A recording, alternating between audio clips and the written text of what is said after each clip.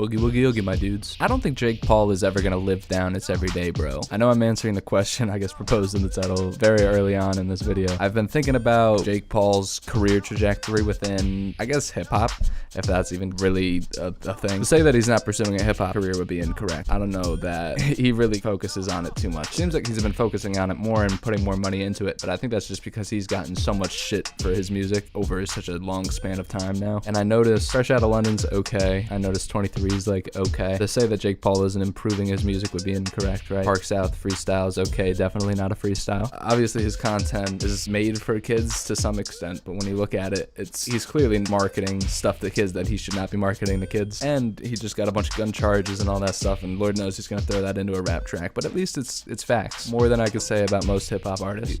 When you sort by most popular on Jake Paul's YouTube channel, there's a few songs that come up before his most recent songs. His songs with Logan Paul, I would say, including the songs with Logan Paul, most of those songs are bad.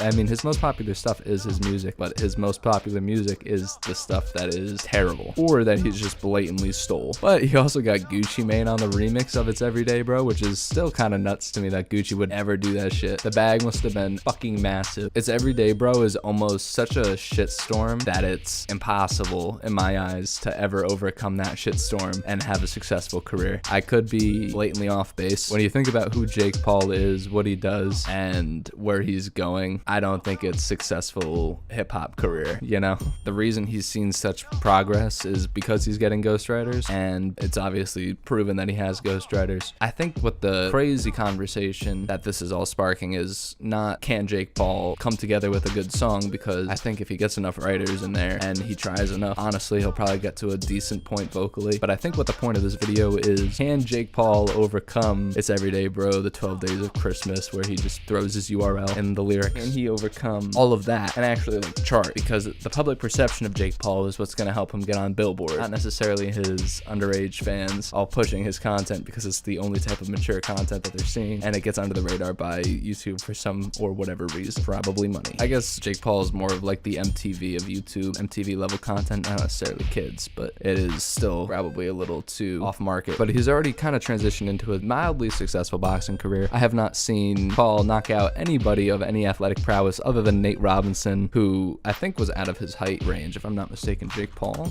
height, I mean, I'm not going to take it away, he did really knock the fuck out of Nate Robinson, but Nate Robinson's 5'9", Jake Paul's 6'1", you know? But Jake Paul has obviously trained very hard and is a capable athlete. I'm not going to take that away from him. I think he was a successful athlete in school, and I wouldn't be surprised if he just transitioned into a better athlete. He's basically just like a celebrity boxer right now who's only knocked out one athlete, but he's gassing himself up like he's Floyd, you know? And then now, of course, Logan Paul is going to fight Floyd, and if he knocks out Floyd, then the world is going to collapse. I am not ready for that, and I don't think anybody else is. That would be the most insane thing to ever happen. Again, I don't think Jake Paul's public perception has moved past the point where he can even make music and not get immediately thrown in the It's Everyday Bro ball. Like, there's something to immediately discredit Jake Paul, and it has 280 million views, and it's what everybody knows about Jake Paul. So I don't think he's ever gonna overcome that wall, but I'm here to be proven wrong by Jake Paul. I fully expect him to not prove me wrong, though, and not really pursue a music career after maybe a year or two, and maybe after it's done not making him any money. I think the only benefit to YouTubers making their own songs right now is the fact that they don't have to throw other music in their content. They can just throw their own music in it, so that way they can monetize it. And I think that's the only reason why Jake Paul makes music, because I don't think he's made a track that would ever stand the test of time other than It's Everyday Bro, and I think that's for the worst reasons.